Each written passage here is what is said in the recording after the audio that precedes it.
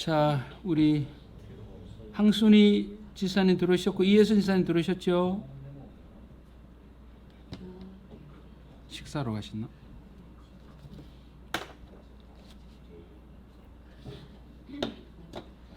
자, 우리 조금 전에 구약 헌금의 정신을 신약의 헌금이 계승한다라고 말했을 때 그것은 다른 방식으로의 계승이 아니고 연보의 방식으로 계승되어진다. 이것을 기억했으면 좋겠고, 우리 신학자 교수님의 인용을 제가 한번 읽어드리겠습니다. 들어보시기 바랍니다. 11조와 관련하여 그것은 헌물과 제사 전체 제도와 함께 그림자 세대에 속한다는 점에서 새 세대에서는 헌물의 의무로서의 그 의의를 상실하였다는 점이 분명하다. 그러나 우리는 우리가 소유한 모든 것에 대하여 회개해야 하는 청지기들이다. 이렇게 말씀했는데 적절하게 표현을 잘했다고 생각합니다. 자, 우리가 이런 부분들 속에서 조금 전에 말씀드렸잖아요. 우리가 이웃을 돕는 헌금으로서의 연보를 생각하면 이것이 사도행전 2장 43절 이하에 나오는 구제로 그대로 투영이 됩니다. 자, 우리 앞으로 가서 확인만 하도록 그렇게 하겠습니다. 자, 사도행전 2장의 예루살렘 교회의 모습을 얘기할 때 어디에 초점이 있는가를 보셔야 됩니다. 자, 사도행전 2장으로 가서 2장 44절에 보면 믿는 사람이 다 함께해서 모든 물건을 서로 통용했다. 재산과 소유를 팔아 각 사람 필요를 나눠줬다. 날마다 쭉쭉 이렇게 설명하죠. 그러면서 마지막에 보면 이렇게 말씀합니다. 주께서 구원받는 사람을 날마다 더하게 하시니라. 이렇게 말씀하는데 예루살렘 교회의 모습을 오늘 여기 설명하면서도 초점이 어디로 갑니까? 각 사람의 필요에 따라 나누어 주었더라. 이렇게 말씀하잖아요. 세상과 소유를 팔아서 필요에 따라 나누어 준다. 이렇게 말씀하죠. 그러니까 이 부분들 속에서 연보의 개념이 어디로 가고 있느냐? 이웃을 돕는 것이라고 하는 것을 예루살렘 교회도 충분히 이미 알고 있다는 거죠. 여기서도 말씀하는 것처럼 자, 4장으로 가면 또 반복하잖아요. 자, 4장 32절 믿는 무리가 한 마음과 한 뜻이 되어 모든 물건을 서로 통용, 자기 재물을 조금이라도 자기 것이라는 데 하나도 없다. 사도들이 큰 권능으로 주 예수의 부활을 증거하니 무리가 큰 은혜를 얻어서 그 중에 필절한 사람이 없으니 이는 밭과 집이 있는 자는 팔아 다 뭐예요? 전부 다 구제와 관계되어지는 것으로 설명하고 있잖아요. 근데 이런 부분들을 보면 바울이 하나님의 말씀을 받아주신 말씀이나 오늘 여기 나오는 사도행전의 말씀을 우리가 봐도 이들은 이미 충분히 알고 있다. 뭐냐면 구약에서 말하고 있는 이 11조의 정신을 오늘 신약으로 넘어와서 어디로 오고 있느냐? 그 연보의 정신을 살릴 때 구제라고 하는 부분들을 사도행전은 유독히 강조하고 있다는 것이죠. 우리가 이런 교회를 섬길 때 항상 여러분 전도회라든지 구역이라든지 혼자가 아니고 여러 공동체를 모일 때 할 수만 있던 지도자들은 회원들이 이런 걸 좀 잘 살폈으면 좋겠다 생각합니다. 그런 지혜가 우리에게 너무 필요하다. 그래서 여기서도 필절한 사람, 공급이 끊어지지 않다는 거죠. 필절한 사람이 없었다 이렇게 말씀하고 있는 것이죠. 이런 부분들 속에서 그대로 평균케 하고 균등케 하는 원리가 그대로 여기서도 투영이 되고 있습니다라고 하는 것을 오늘 이 말씀을 통해서도 충분히 우리가 확인할 수가 있다라고 하는 것이죠. 자, 우리가 이렇게 되어지면 이제 답이 나오잖아요. 우리가 말라기 3장에서 11조 헌문을 설교하려는 본문이 아니라고 하는 게 드러나잖아요. 그 여기 우리가 이 말씀 속에서도 11조를 안 하면 하나님 떼먹는 거니까 너는 반드시 해야 된다. 도덕질 이게 초점이 아니고 어디에 초점이 있다는 거죠? 11조의 정신의 문제를 오늘 트집을 잡는 거죠. 돌아오라는 거죠. 내게 돌아와라. 그러니까 내게 돌아오라면서 11조를 말씀하시는 것은 11조를 떼먹었기 때문에 그들이 복을 못 받고 있다. 이걸 말하는 것이 아니라 11조가 보여주고 있는 정신을 너희들이 잊어버렸다. 11조를 정신을 이것이 그들의 예배 속에도 마찬가지고 가정 속에서도 마찬가지고 혼인 속에도 마찬가지고 그 정신을 너희들은 망가고 껍데기 형식만 붙들고 살아가고 있다. 내가 왜 너희들에게 11조를 요구했는지 아느냐? 그걸 알라는 얘기죠. 그러니까 11조의 핵심이 되는 그 정신에 대해서는 그냥 문에 안 채 단순하게 11조 때 먹으면 하나님의 도둑질 그러고도 잘 살 줄 아는 이런 식으로 가면 안 된단 말입니다. 이 본문이 그것을 말씀하려고 하는 이 본문이 아니라고 하는 것이 금방 드러나잖아요. 우리가 뭐 깊이 생각을 안 해도 그러죠. 그리고 오늘 이 말씀 속에서 우리가 꼭 기억할 것은 그러면 오늘 구약 시대의 그럼 11조의 정신이 뭐냐 이 말이죠. 글쎄요. 이런 말이 맞아요. 하나를 보면 열을 안다. 될성 10분 남은 그게 말이 맞아요, 틀려요? 그 맞기도 하고 틀리기도 하고. 교회 속에는 그렇게 안 썼으면 좋겠어요. 왜냐하면 하나님은 안 되는 것도 하나님 고쳐 쓰시니까. 그래서 3살 버릇 8까지 가죠. 제가 대학 다닐 때 철학 배울 때 한 학기 그거 공부한 적이 있는데요. 그런 것도 교회 안에서는 좀 쓰지 말았으면 좋겠어요. 왜? 갈 수는 있지만 하나님의 우리가 은혜와 이런 걸 믿을 때 그래 하나님 고치시고 또 은혜 주신 좀 이런 생각들로 갔으면 참 좋겠다. 이 생각이. 불만 있습니까? 자, 그래서 우리가 이 11조의 기본적인 성격이 뭘까? 구약에서 11조의 기본적인 성격이 어디 있을까? 이 부분을 우리가 보면 구약이나 신약이나 헌금의 정신은 똑같다라고 하는 것을 확인할 수 있는 것이죠. 자, 그러면 우리가 먼저 11조의 성격과 관계되어서 레위기 27장으로 한번 가보겠습니다. 자, 레위기 27장. 레위기는 총 몇 장으로 되어 있을까요? 그것도 깬또 쳐야죠. 27장. 그 뭐 생각해 물어본 뻔하죠. 자, 레위기 27장 30절을 한번 보겠습니다. 자, 11조의 첫 번째 성격을 레위기 27장에서 한번 찾아보겠습니다. 자, 30절 땅의 10분의 1 마셀 되어 있습니다. 마셀이라고 되어 있습니다. 땅의 10분의 1 곧 땅의 곡식이나 나무의 가실이나 그 10분의 1은 시작 여호와께 성물이라. 자, 뒤에 부분을 설명 안 하겠습니다. 여기는 이제 11조 하는 방법이 얘기 나오는데 11조 해야 되는 그런 게 있잖아요. 양이 있는데 우리 하나님께 들을 때 해필이면 왜 토실토실하고 좋은 걸 들어야 되냐, 아무거나 들으면 되지, 이제 이런 얘기가 나오거든요. 그 뒷부분을 생략하고요. 여기 10분의 1은 여호와의 것이라 그랬죠. 하나님께 구별되어진 성물이다. 그러니까 11조의 첫 번째 성격은 뭐예요? 모든 것이 하나님의 것이라고 하는 대표성. 그러니까 우리가 구약에서부터 이미 11조가 함유하고 있는 것은 뭐냐 했을 때 11조의 정신은 첫 번째는 뭐냐? 모든 것이 하나님의 것이다. 이 참 심각한 문제 아닙니까?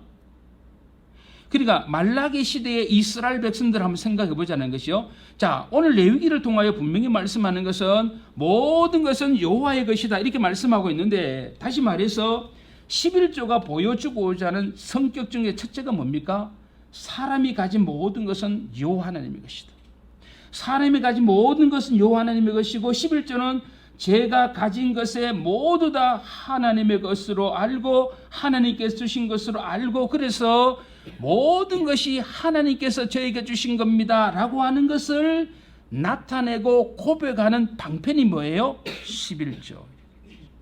그리고 우리가 11조 속에는 이 방편이라는 단어 그리고 이 고백이라고 하는 이 두 단어를 우리가 11조 속에 첫 번째로 우리가 담아내야 된다라고 하는 것이죠.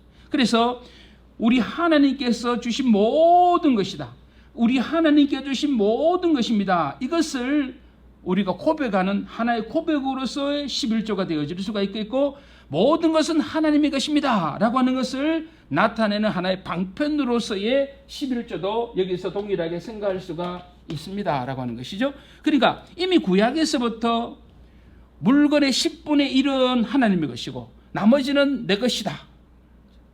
안 된다. 그러지 말라. 이렇게 말씀하잖아요. 그러니까 물건의 10분의 1이 하나님의 것이 아니라 전부가 다 하나님의 것이라고 하는 것을 고백하는 것이 뭐예요? 11조의 정신이다. 이미 구약에서 이렇게 분명히 말씀하고 있잖아요. 하나님의 모든 소유 이렇게 말씀하고 있잖아요. 이것이 11조 속에서 첫 번째로 우리가 드러내야 됩니다. 그래서 우리가 목회자는 이걸 가르쳐야 되는 거죠.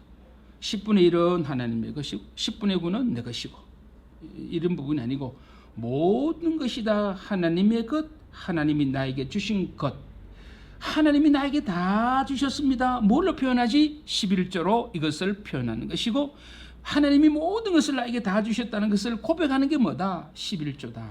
이렇게 되어지는 거죠. 그래서 우리가 11조를 구약에서부터 말씀하신다면 그 속에 담겨져 있는 것이 하나님, 나의 모든 소유는 하나님의 것이라는 소유에 대한 헤드십이죠. 소유에 대한 주권을 하나님께 고백해야 됩니다. 이것이 첫 번째로 가르치고 있는 정신이다라고 하는 것을 염두에 두셨으면 좋겠습니다. 자, 그 다음에 신명기 14장으로 가보겠습니다. 자, 신명기 14장 22절. 자, 신명기 14장 22절에 나오는 그 속에서 우리가 11절 정신을 보겠습니다. 자, 신명기 14장 22절 23절을 같이 읽어요. 시작. 너는 마땅히 매년의 토지소산의 11조를 드릴 것이며 내 하나님 여호와 앞 곧 여호와께서 그 이름을 두시려고 택하신 곳에서 내 곡식 포도주 기름의 11조를 먹으며 내 우양에 처음 난 것을 먹고 내 하나님 여호와 경외하기를 항상. 여기서 두 번째로 강조하는 게 뭐예요? 하나님을 경외하는 것을 배우는 것이 뭐다? 그러니까 우리가 11조를 통해서 하나님을 경외하는 것을 배웁니다. 이렇게 말씀해 주고 있잖아요. 내가 가진 것, 자기가 먹고 마시는 것, 모든 것이 다 하나님께로 왔습니다 라고 하는 사실을 신앙 고백적으로 증언하는 그 방법이 뭐냐? 11조를 하나님께 드리는 것으로 이렇게 말씀하는 거죠. 그래서 우리는 이 11조를 통하여 하나님을 경외하는 것을 가르치고 배워야 된다. 하나님께서 모든 것이 하나님께서 이렇게 모든 것이 하나님께로 왔습니다. 이러한 신앙 고백을 통하여 하나님을 경외해야 된다. 하나님을 경외하는 것을 배워야 된다. 우리 교회 지사님 한 분이 기향을 성송에서 가수원을 해요. 근데 원래 망쳤대요. 냉해가 와서 꽃이 다 말라져 버리고 없대요. 그럼 2년을 손해보는, 1년이 아니고 2년입니다. 이거는 양옆으로 들어가야 되거든요. 생각을 해봐요. 그 전재산인데. 그러니까 우리가 봄이 아닌 봄날이 굉장히 따뜻했어요. 그러다 갑자기 주어보니 청송 같은 데는 뭐 치명타죠. 그러니까 벌을 통해서 수정을 하면 꽃이 단단하대요, 지사님. 그 요새 인공을 하잖아요. 힘이 없대요. 신기하대, 농사 지으면. 그러니까 자연적으로 하면 진짜 꽃잎도 튼튼하면요, 냉이를 덜 넣는데. 근데 이게 벌꿀로 요새 안 하고 거의 다 막 이게 손으로 하고 막 여러 가지 한대요. 돈이 드니까. 근데 혹시 더 어찌 약하대. 그래 조금만은 이렇게 막 치유가 버리면 안 되어버리는 거죠. 그 이분이 저보고 얘기해, 목사님, 제가 여기 와서 3년째 가수 농사하는데 농사는 하나님이 도와주시면 안 된다는 거 절실하게 느꼈대. 근데 믿음 생활 잘 안 해. 어떻게 해야 돼? 농사는 진짜 하나님 도와주지. 맞습니다. 한순간이거든요. 우박 맞아봤죠? 우박 1분만 때리면요, 아무것도 없어요.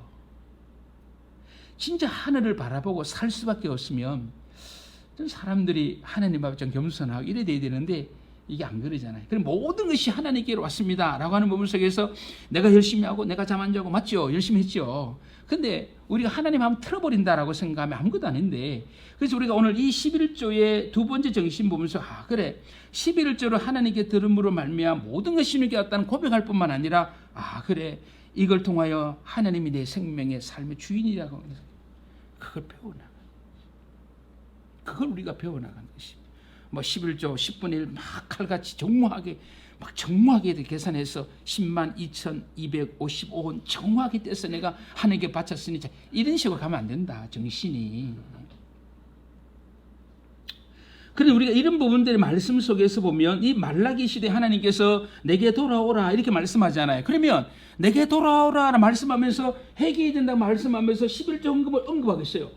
왜 콕 집어서 11조를 언급하고 있을까? 우리가 충분히 생각할 수 있는 거거든요. 제가 읽어드리겠습니다. 제가 써놓은 거 그대로 한번 읽어드리겠습니다. 여호와 하나님께 올바른 제물, 제대로 된 제사를 드리는 것을 범패스럽다 했던 그들, 우리 하나님께서 요구하시는 것은 당연한 일입니다. 갈로 열고, 너에게 주어진 모든 것이 나로부터 주어진 것이다. 그런데 너는 왜 그것에 감사하지 않느냐? 내게로 돌아오너라. 어떻게 돌아와야겠느냐? 11조 회복, 즉 내 삶에 주어진 모든 것이 다 하나님으로 탔다는 사실을 인정하고 그것에 감사하는 삶을 회복했으면 좋겠다. 11조 그 자체의 말씀을 하는 것이 아니라 이것이 11조가 법칙이 되어서 하나님을 향한 마음도 없이 세금 떼듯이 탁탁탁탁 떼서 하나님께 바쳤으니까 나는 다 했다. 이것은 말라기 시대 이스라엘 백성들이 하는 얘기죠. 그러니까 11조라고 하는 것이 뭐 기계적으로 자동적으로 11조 딱 떼어서 하나님께 바치기만 하면 하나님께서 예정한 복을 주신다. 이런 방식으로 이 본문을 설교하면 거북하다. 그러니까 하나님께서 오늘 이 11조를 통하여 많은 것은 자기가 살고 생활하고 숨쉬고 잠자는 모든 것이 진실로 여호와 하나님으로부터 되었다는 것을 깨닫고 한치라도 주님의 은혜를 잊지 말고 내가 진짜로 하나님 앞에 예배자로 나와서 하나님 앞에 12월절을 드릴 때 네 마음속에 물질만 아니고 진짜 네 마음속에 입술에 고백을 내가 듣고 싶다. 하나님이 정말로 나에게 주신 것이고 하나님이 주신 것으로 나는 살고 있고 앞으로 살아갈 것이고 정말 하나님 모든 것이 정말 하나님 이런 절실한 고백을 듣고 싶은데 이 말라기 시대 백성들은 이런 절실함이 없어버리고 모든 것이 형식화되어 버렸다. 오늘 제가 아침에 오면서 우리 교회 지사님하고 여지사님 전화를 했어요. 아프신 분 전화를 했는데 삼척하고 있대요. 쭉 얘기하는 거 그런 얘기예요. 목사님 그분이 식당을 그 세를 줬거든요. 식당을 자기 가다가 이제 질병이 와서 못하고 세를 줬는데 이거 그 얘기해요. 목사님, 그 식당 주인 보면서 안타까움이 있대. 왜 절실함이 없대요. 마요 오면 오고 가면 가고 뭐 이래서 문 닫고 저래서 문 일주일에 반을 문을 닫는데 보증 다 까먹는 거죠. 그 이 지사님 하는 말이 목사님, 그분을 볼 때 절실함이 없는 거야. 절실함이 있으면 그렇게 안 한다고. 그 말 딱 듣는 순간 지사님 수도. 지사님이 태어나서 진짜 제일 오늘 은혜스러운 말했다니 그랬어요. 야, 지사님 어떻게 이런 말을 다 했냐고 내가 뭐 그랬거든요. 그래서 오늘 내가 절실함으로 강의하겠습니다. 그랬어요. 절실함으로 강의를 해야 되겠습니다. 오늘 오면서 나 참 잘했다는 생각이 들어요. 이미양사님 오늘 절실한 마음으로 오늘 여기 왔어요. 됐어요. 생각하면 안 됐어요. 생각하면 안 됐어요. 박집사 절실한 마음으로 왔어? 아휴, 안 가면 또 전화 올 거고 또 시비 걸 거고 에이 가서 앉아 있는 게 좋지. 그래 옥수수 수염차 하나 갖다 줘야지. 갖다 주면 얼마나 좋아하겠노. 어떤 마음인지 모르겠어요. 진짜 우리가 절실함으로 우리 언제나 여유가 있잖아요. 오늘 아니면 내일 아니면 여유가 있잖아요. 그렇죠? 우리가 매사에 늘 그럴 수는 없다 할지라도 기본적인 자세가 모든 일에 좀 절실함이 있다면 우리 이창대사님이 우리 신사람이 얼마나 더 잘하겠어요. 안 그러겠어요? 그죠? 여보 알아 내 머리 감겨줄게 하고 머리도 감겨주고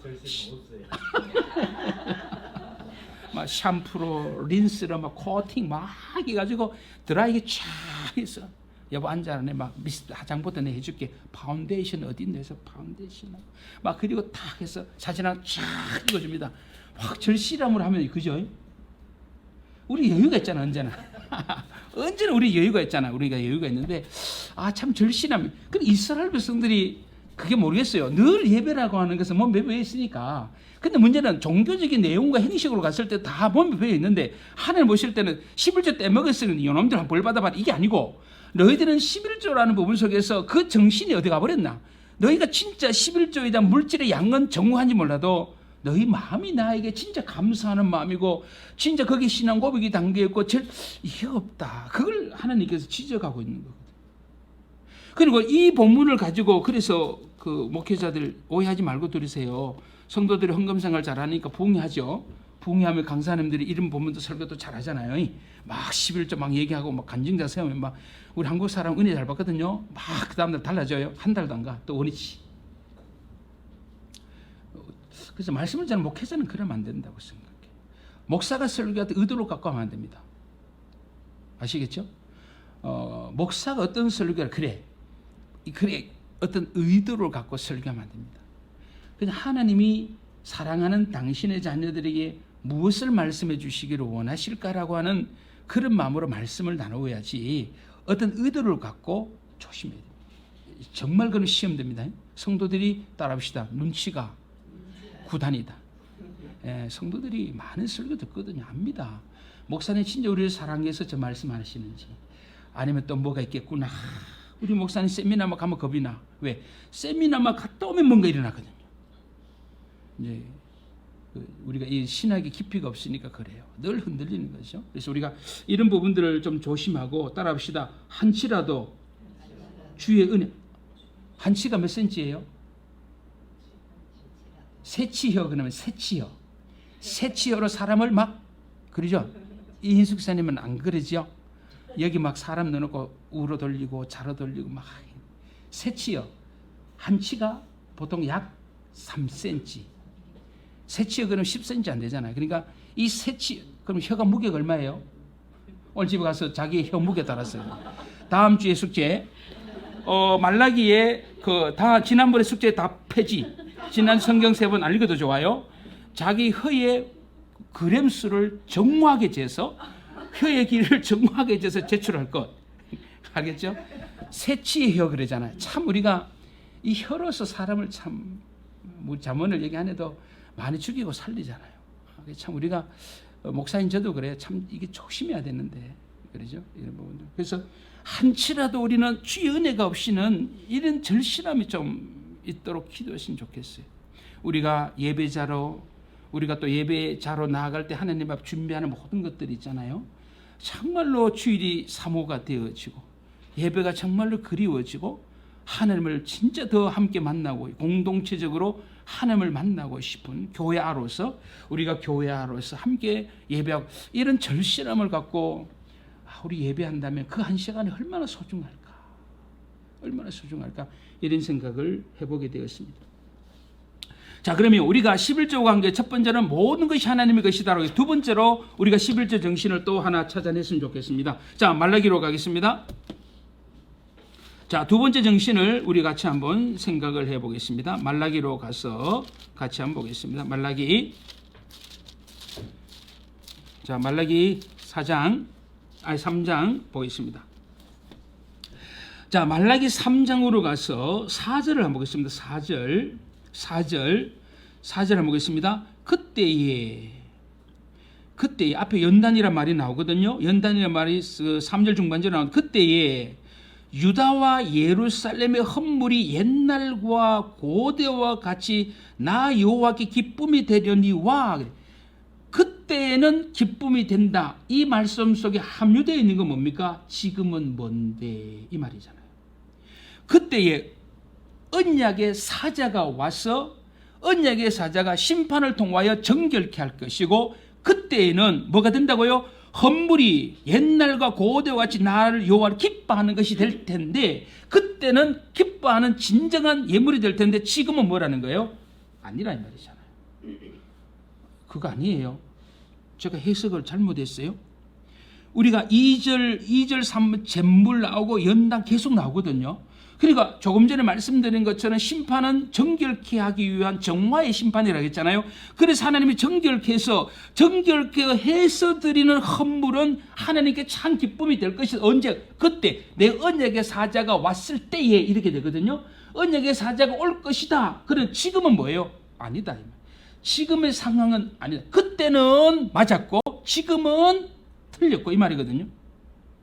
그래서 언약의 사자가 와서 심판을 할 것이고 심판을 통하여 여러분을 정결케 하고 깨끗게 하고 정화할 것이고 그때에 하나님께 드린 헌물은 뭐예요? 참 기쁨이 될 것이다. 이렇게 말씀하거든요. 이건 뭐 지금은 뭔데? 아니다 이 말입니다. 지금은 아니다. 보세요. 5절 내가 심판하러 너에게 말고 자 얘기하잖아요. 지금은 아니에요. 왜요? 술수하는 자에게와 간음하는 자에게와 거짓 맹세하는 자에게와 품꾼의 삭세에 대하여 억울케 하며 가부와 고아를 압제하며 나그네를 억울케 하며 나를 경외치 않은 자들에게 속히 증거하리라. 그러니까 지금 5절을 보면 지금은 아니에요. 근데 여기 5절에 나오는 말씀 보면 전부 다 뭐와 관계 있습니까? 이웃을 향한 관계잖아요. 지금 유다의 백성들은 이웃에게 어떻게 하고 있어요? 지금 여기 보면 아니 성도님 이게 신자가 할 일이라고 생각해요? 이 5절을 보십시오. 내가 심판해. 지금 5절과 같은 상황이 말라기 시대 유다 교회 모습이잖아요. 내가 이들을 심판해서 정결케 하겠다는 거잖아요. 그러면서 5절에 나오는 단어 술수, 간음, 거짓 맹세, 삭세에 대해 억울케 하고 고아와 가분 이게 다 뭐예요? 이웃과 관계다. 지금 말라기 시대 유다 교회의 성도들 이웃을 향하여 형제 자매를 통하여 도대체 어떻게 했는 자들인가라고 하는 것을 하나하나 설명해 주고 있는 것이 뭐예요? 오늘 5절의 말씀이 되어지잖아요. 그러니까 우리가 나의 것을 도둑질했다는 것은 단순히 11조만 아니고 뭐예요? 이웃과 관계 속에 행했던 악. 이것도 하나님 지금 뭐 하고 있습니까? 지적을 하고 있다는 것을 이 말씀을 통하여 확인할 수가 있다.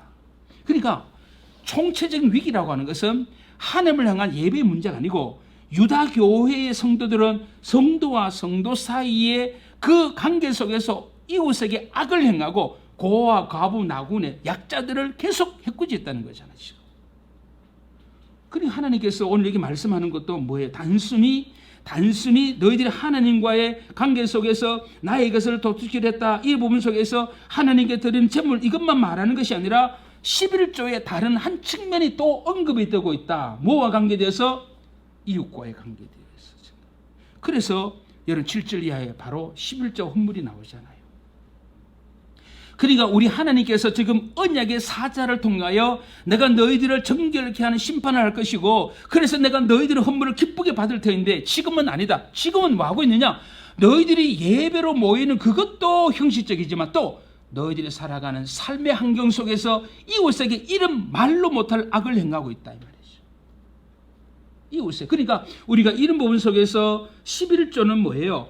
하나님을 향하여 이것만 있는 것이 아니라 오늘 말라기가 말씀하고 있는 이 11조 정신에게는 하나님을 향하여만 있는 것이 아니라 뭐예요? 이웃과의 관계 속에서 또 11조의 정신이 함유되어 있구나라고. 우리가 그 구약의 11조 세 번째 자선의 11조 얘기했잖아요. 11조 속에 자선의 11조 있잖아요. 구제 11조요. 그리고 오늘 이게 말라기가 말씀하는 것도 단순히 하나님과 관계된 11조 문제가 아니라 성도와 성도를 향하여서 이웃을 향하여 너희들은 어떻게 이렇게 악을 행할 수가 있느냐 이 말입니다. 오늘 오전의 말씀이 그거예요. 나 여호와께 기쁨이 되려니와 아니다. 지금은 내가 너희들을 심판해야 되겠다. 너희들은 지금 이렇게 살아가고 있어. 너희들이 어떻게 사는지 알아봐. 내가 얘기할게 하면서 하나님이 쭉 나열하는 걸 봤을 때에 우리가 깜짝 놀라죠. 어떻게 신자가 이렇게 살아갈 수가 있느냐. 이렇게 되어지는 거죠. 자, 이사야 1장. 여러분 교회에서 다 배우셨으니까 이사야 1장 한번 봅시다. 이사야 1장. 자, 이사야 1장 14절 15절 보겠습니다. 자, 14절 15절 눈으로 확인해 주시기 바랍니다. 이사야 1장 14절. 내 마음이 너희 월삭과 정환 절기를 싫어하나니 그것이 내게 무거운 짐이라 내가 지기에 곤비하였느니라. 너희가 손을 펼 때에. 자, 너희가 손을 펼 때에. 자, 너희가 손을 펼 때에 내가 눈을 보여? 내가 눈을 가리우고 너희가 많이 기도할지라도 내가 듣지 않겠다. 왜냐하면 너희의 손에 뭐가? 피. 자, 오늘 유다의 백성들이 하나님의 성전이나 외배드립니다. 그래서 손을 높이 들고 하나님을 향하여 기도합니다. 손을 높이 들고 하나님을 향하여 기도하는데 사람의 눈에는 보이지 않아요. 사람은 11조도 잘 드렸고 예배 시간에 정화 예배도 잘 드리고 멋있게 잘 사는 것 같은데 하나님이 기도의 손으로 펼쳐진 그 손을 보니 예배자의 손에 피가 가득하더라. 피 묻은 손으로 하나님 앞에 나와 주여 하고 기도하고 예배하더라 지적합니다. 그러면 올리기 말씀하잖아요. 너희가 손을 펼 때에 기도하기 위하여 두 손을 하늘로 높이 쳐들고 기도할 때 그 손에 피가 가득하더라. 이 피는 무슨 피?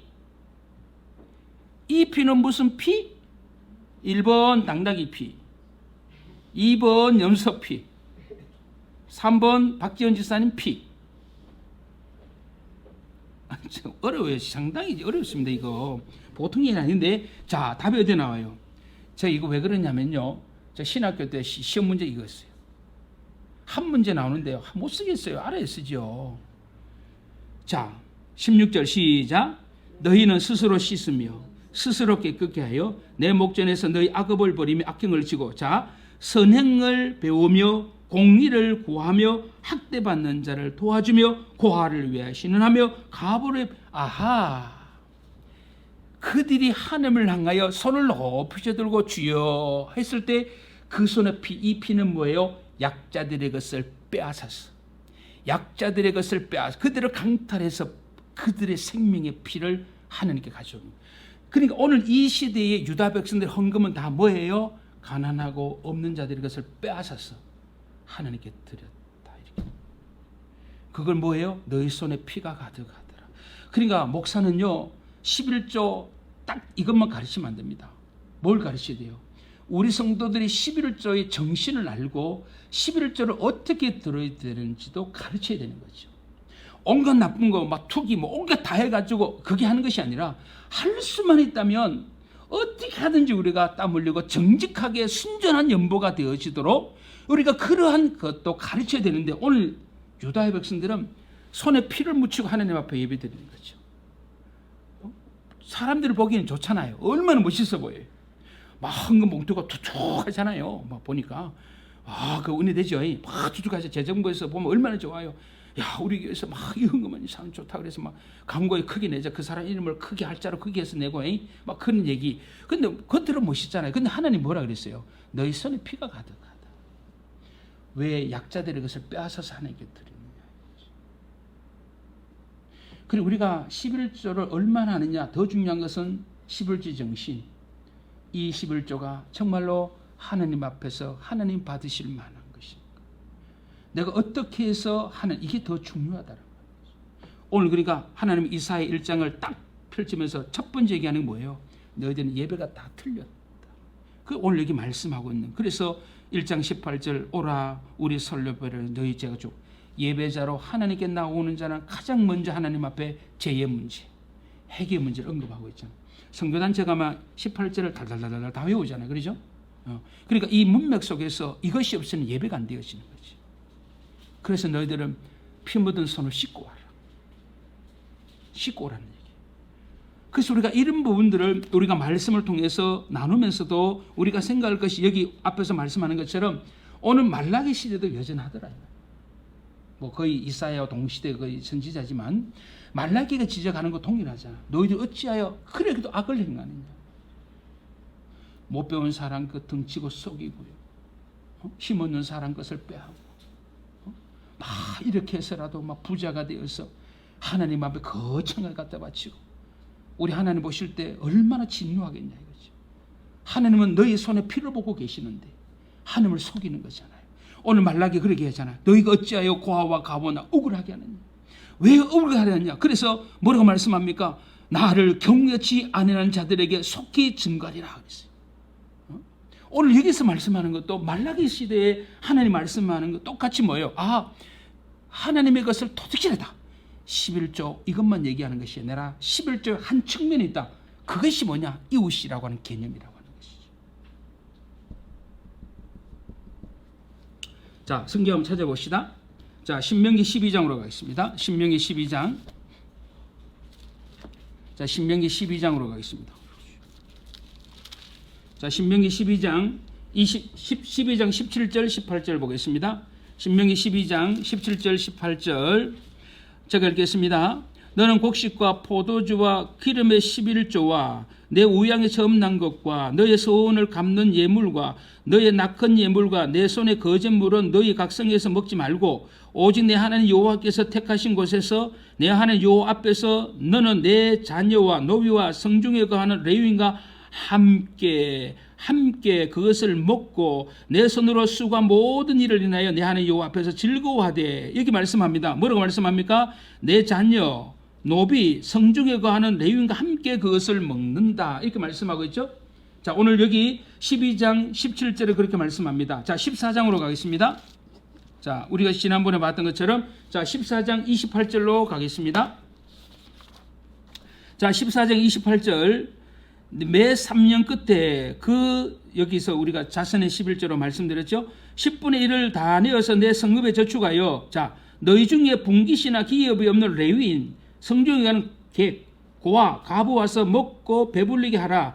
그리하면 내 하나님 여호와께서 너의 손으로 한 범사에 내게 복을 주시리라 이렇게 말씀하잖아요. 자, 여기 보면 동일하게 두 본문 속에 나오는 게 뭐예요? 우리가 11조라고 하는 것은 한편으로는 모든 것이 하나님의 것입니다라고 하는 신앙 고백 플러스 또 하나는 동시에 이 모든 것은 하나님께서 나의 이웃과 함께 먹고 마시고 즐기고 살라고 주셨다. 그래서 우리가 11조라고 하는 부분 속에서 나 혼자만이 아니라 항상 뭘 생각해야 된다? 너희 이웃, 교회 아로서 형제와 자매와 함께 먹고 마시고 즐기고 사는 것, 그것을 위하여 11조. 그러니까 11조의 정신이라고 해서 항상 하나님과 이웃이라고 동시에 있어야 된다. 우리가 그 정신을 갖고 하나님 앞에 이것을 행해야 된다. 이렇게 말씀을 하고 있는 것이죠. 그 하나님은요, 너희들이 나를 잘 섬기기 위해서 이웃은 희생시켜라. 이웃은 관심을 가지지 말아라. 하나님 그런 폭군적인 신이 아니다. 하나님께서는 뭐예요? 내 주변의 모든 사람들 하나님께서 사랑해야 된다. 그래서 우리가 사랑의 세 계명을 말씀하는 것처럼 하나님을 어떻게 사랑해야 되고 이웃을 어떻게 사랑해야 될 것인가 라고 하는 그 세 계명에서 말씀하고 동일하게 우리가 11조의 정신도 하나님과 이웃을 항상 생각해요. 그래서 교회는 11조 예물을 어떻게 해야 되느냐? 어떻게 하든 교회 안에 가난하고 약한 자들을 살피는데 아름답게 활용해야 된다. 우리 지난 이창대에서는 말씀하셨지만은 우리가 11조의 분량의 문제만 강조할 것이 아니라 이것이 어떻게 쓰여지느냐의 문제도 관심을 가져야 된다고. 왜? 11조의 성격이 그렇잖아요. 하나님을 향하여 이웃을 향하여 이렇게 말씀하고요. 우리는 어찌하든지 이런 걸 통하여 하나님의 백성 우리 모든 성도들 이 땅에서 서로 더불어 함께 기뻐하고 함께 즐거워하고 함께 행복해야 됩니다. 그것을 자꾸 구현해내야 됩니다. 참 목사로서 목회하면서도 그래요. 사람은 늘 그래요. 우리 신지사님 목사도 사람인지라 목사에게 자꾸 밥 사주면 그 사람 더 좋아할 수 있죠, 그죠? 그래 목회하면서 참 부단했어요. 없는 사람, 가난한 사람들 한 번 더 전화도 해주고 더 기도해주고 참 그래야 되는데. 잘못하면 참 편중이 되거든요. 사람 참 그게 위험하거든요. 성도들의 마음은 저는 동일하다고 생각해요. 성도들이 목사를 위하는 마음은 대단합니다. 우리 한국은 아직은 대단합니다. 그래서 그런 부분 속에서 목사는 좀 성도들 가운데 가난하고 어려운 사람들 좀 식사 대접도 좀 해주고 맛있는 것도 사주고 그런 걸 좀 해야 됩니다. 목회자들이 하셨죠. 목회자는 말씀만 강단에 선포한다 이 끝나는 것이 아니고 그 말씀이 실제인 사역 속에서 드러나야 돼요. 그래서 성도들 여러분들은 그 목사님들이 마음껏 그것을 할 수 있도록 환경을 만들어 주셔야 돼요.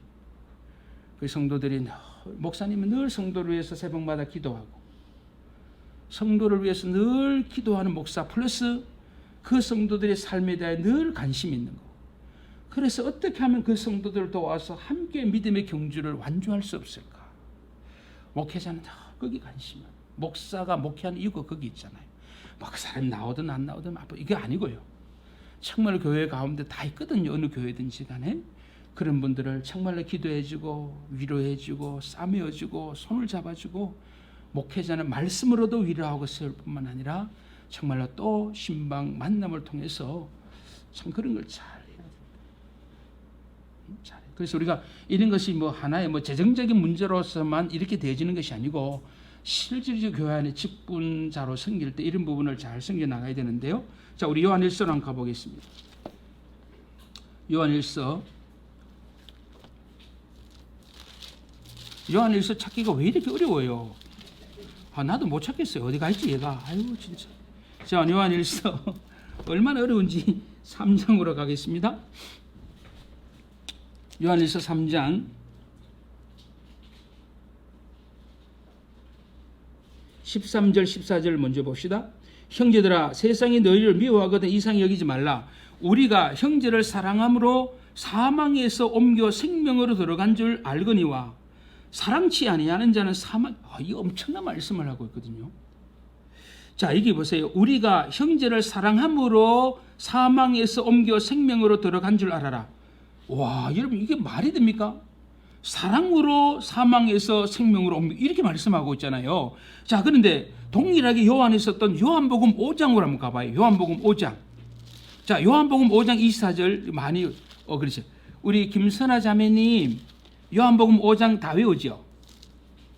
아이, 다 외울 것 같은데 제가 생각할 때는. 자, 5장 24절 비교 한번 해봐요. 자, 5장 24절 내가 진실로 너희에게 이르노니 내 말을 듣고 또 나 보내신 이를 믿는 자는 영생을 얻는다 그랬잖아요. 믿는 자는 사망의 생명이라잖아요. 여기서는 믿는 자, 믿음의 행위를 말씀하고 있는데 뒤에는 뭐로 말합니까? 사랑의 행위를 말씀하잖아요. 그러니까 우리가 그리스도 안에서 사랑이라고 하는 이 파워가 엄청나잖아요. 앞에서는 믿음으로 사망에서 생명으로 옮겨졌다. 뒤에서는 뭐예요? 사랑함으로 사망에서 옮겨졌다. 엄청난 말씀하고 있잖아요. 그러니까 예수의 사람들이 하고 있는 이 사랑이라고 하는 것이 생명을 죽이고 살릴 수 있는 엄청난 파워가 어디 있다? 사랑이다. 이렇게 말씀해 주고 있잖아요. 자, 17절 요한일서 3장 17절 누가 이 세상 재물을 가지고 형제 궁핍함을 보고도 도와줄 마음을 막으면 하나님의 사랑이 어찌 그 속에 거할? 자, 어찌 그 속에 거할까 보냐. 이 말은 뭐예요? 자녀들아, 우리가 말과 혀로만 사랑하지 말고 뭐 하라고요? 오직 행함과 진실함으로 사랑해라. 또 이렇게 말씀하잖아요. 그리고 우리가 형제 사랑이라고 하는 것은 말로만 하는 것이 아니라 오늘 여기 말씀하는 것은 뭐예요?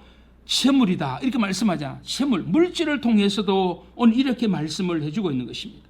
자, 4장 20절 요한일서 4장 20절 누구든지 하나님을 사랑하노라 하고 시작 그 형제를 미워하면 이는 거짓말하는 자니 보는 바 그 형제를 사랑시 아니하는 자가 보지 못하는 바 하나님을 사랑할 수가 성경은 중간지대가 없어요. 분명히 말씀.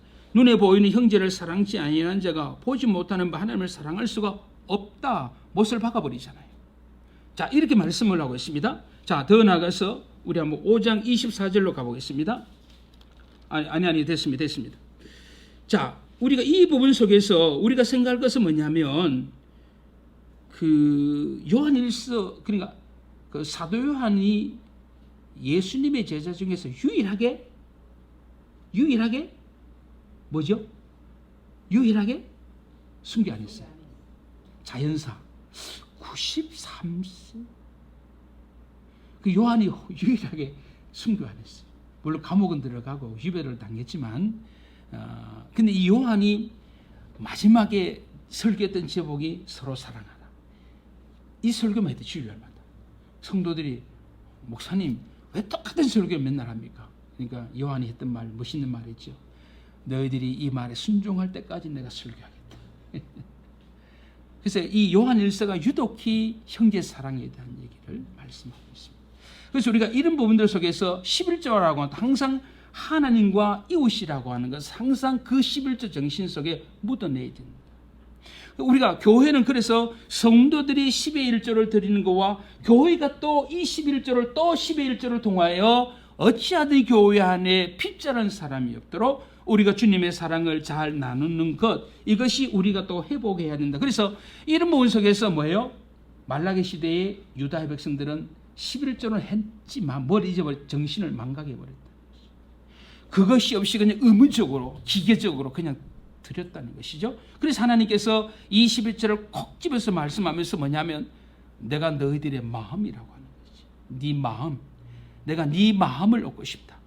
진짜 감사하고 정말로 신앙 고백과 그것을 갖고 하나님 앞에 나왔으면 좋겠다라고.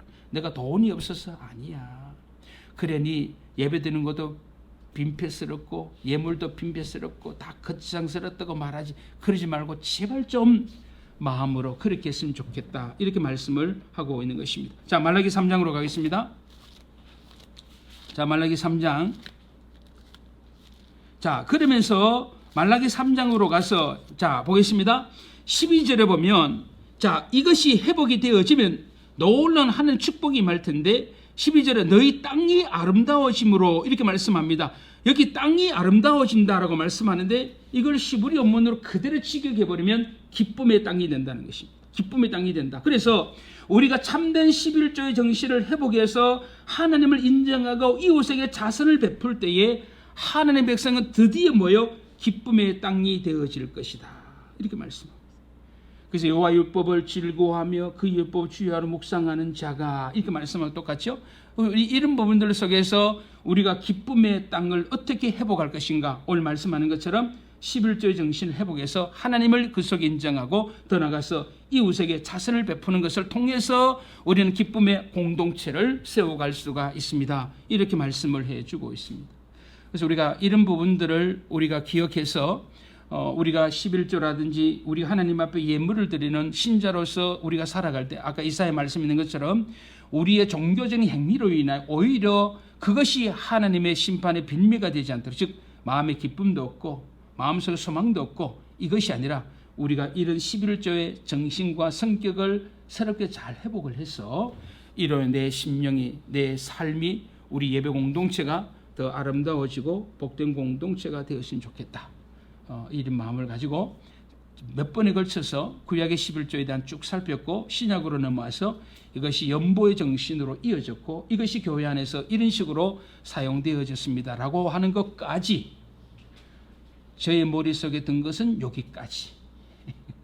더 이상은 잘 모름, 더 이상은 지교회 목사님들한테 잘 배우시기 바랍니다. 그래서 11조도 주일로 참 애매합니다. 참 조심스러운 가르침이라서 제가 더 조심스러운 것이니까요, 저는 그냥 껍데기 정도만 가르치는 것이고, 여기 계신 분들은 섬기는 지교회 목사님을 통해서 잘 배우시면 그것이 최고의 가르침이다 라고 생각합니다. 그렇게 하시고 이제 1시간 반 남았습니다. 1시간 반 하루 반 남았는데 다음 주에는 어떻게 하든 제가 생각할 때는 말라기 1장 중반절까지 좀 세밀하게 다루도록 하겠습니다. 나머지는 또 지교회 목사님을 통해서 잘 배우시기 바라고, 다음 주에는 1절부터 5절까지 나온 선택의 문제, 이 선택의 문제를 다루고, 마지막 날은 예배에 대해서 예배를 경멸하고 능멸하는 것을 통해서 거기까지만 간단하게 다루고 말라기는 정리하도록. 그래서 우리가 3장만 이렇게 다루어도 뭐 우리가 중요한 부분은 넘어가지 않을까 생각. 다 못해서 미안하고요. 그런 부분 속에서 좀 이해도 해주시고, 그렇게 지교에서 잘 교육을 했으면 좋겠다 생각합니다. 죄송해요. 제가 말라기 설교가 이렇게 두꺼운데 근데 이걸 뭐 다 나누기도 뭐 하고, 그래서 하여튼 뭐 준비한 것만큼만 좀 세밀하게 다루도록 그렇게 하겠습니다. 그래 하고 아무튼 이제 다음 주 한 번 하고 그 다음 주 이제 남았는데, 하여튼 뭐 마지막까지 힘들더라도 최선을 다해 주셨으면 고맙겠다. 숙제가 뭐라 그랬죠? 가제물, 희한한 가제물입니다. 점수가 어떻게 나올지 기대되죠. 그래요. 한 주간도 우리 언어의 생활을 통해서 많이 은혜도 끼치고, 말을 통해서 생명을 살려내고, 우리가 그런 신실한 신자로 우리가 세워갔으면 좋겠고, 목사는 목사대로 겸손하게 주어진 교회에 잘 섬기면 돼요. 목사가 뭐 다른 데 가서 인기, 제가 여기 와서 인기 있으면 뭔 소용이 있어요? 아니거든요. 저는 그냥 반야울 제일교회에서 성도들에게 사랑받고, 저도 그냥 반야울 제 열심히 잘 섬기면 되고, 한방교회는 누가 그래 선질 목사님 열심히 사랑하고 잘 배우면 되고, 주사랑도 마찬가지, 다 동욱이도 마찬가지입니다. 그래서 지교회 목사님을 통해서 지도 잘 받으시면 됩니다. 그래서 여기 사는 것은 그냥 조금의 어떤 영양분 보충한다 정도만 생각하고, 11조에 대한 것도 오해가 없기를 바랍니다. 교회 가서 이렇게 배우는데 얘기하지 마세요. 그냥 이렇게 김 목사님 이렇게 말씀했구나, 또 우리 목사님 이렇게 말씀하신다. 그래서 성경 원리가 뭔지만 잘 찾아서 여러분 스스로 선택해서 충분히 섬길 수 있겠다 생각하니까, 그런 부분 속에서 신앙의 갈등과 혼돈이 없었으면 좋겠다. 이것도 목사로서 부탁을 드리겠습니다. 기도드립니다. 하나님 아버지 감사합니다. 참 좋으신 우리 권사님들과 우리 집사님들과 함께 하나님의 말씀으로 교제할 수 있는 귀한 특권을 주셔서 너무나 감사합니다. 참으로 모든 것이 부족하고 연약하지만 또 하나님 순종하는 마음으로 서서 또 지금까지 달려오게 하셔서 고맙고, 우리 성도들이 또 잘 인내하며 또 경청하게 해주셔서 너무나 감사합니다. 우리가 주님의 나라에 이를 때까지 이 땅에 사는 날 동안 말씀으로 인하여 우리 신앙이 좀 더 성숙할 수 있다면, 조금이라도 성숙하게 흔들림이 없이 믿음 생활하고 주님과 동행할 수 있다면 참 좋겠습니다. 우리가 이 말씀들을 인하여서 우리가 믿음의 진보가 조금 더 있어지기를 소망합니다. 아버지 하나님, 우리가 함께 하신 우리 모든 분들에게 은혜 주시고 섬기시는 가정과 또 교회와 하시는 일들 속에도 하나님 그 은혜 주셔서 힘들고 어려워도 하나님의 은혜로 넉넉히 이기며 하나님의 은혜로 넉넉히 승리하고, 그래 힘들어도 살만한 세상, 힘들어도 교회 생활은 소망이라고 고백할 수 있는 우리 모든 신자 되어지도록 은총을 더하여 주시옵소서. 오늘도 함께하지 못한 지체들도 동일하게 하나님 은혜 주실 줄 믿습니다. 너무나 감사를 드립니다. 우리 주 예수 그리스도 이름으로 기도드리옵나이다. 아멘.